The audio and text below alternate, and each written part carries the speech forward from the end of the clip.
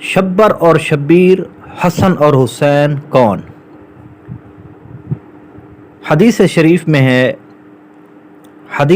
میں ہے رسول کائنات صلی اللہ تعالی علیہ وآلہ وسلم نے فرمایا کہ حضرت ہارون علیہ السلام نے اپنے بیٹوں کا نام شبر اور شبیر رکھا، اور میں نے اپنے بیٹوں کا نام انہی کے نام پر حسن اور حسین رکھا۔ الصواعق المحرقہ صفحہ 118۔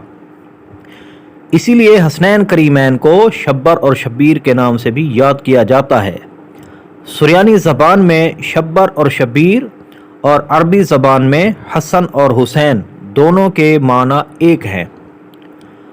اور حدیث میں ہے کہ الحسن والحسین اثمان من اہل الجنہ، حسن اور حسین جنتی ناموں میں سے دو نام ہیں۔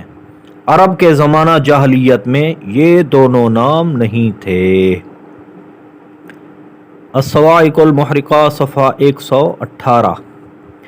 ابن العربی حضرت مفصل سے روایت کرتے ہیں کہ اللہ تعالیٰ نے یہ نام مخفی رکھے، یہاں تک کہ نبی اکرم صلی اللہ علیہ وآلہ وسلم نے اپنے نواسوں کا نام حسن اور حسین رکھا۔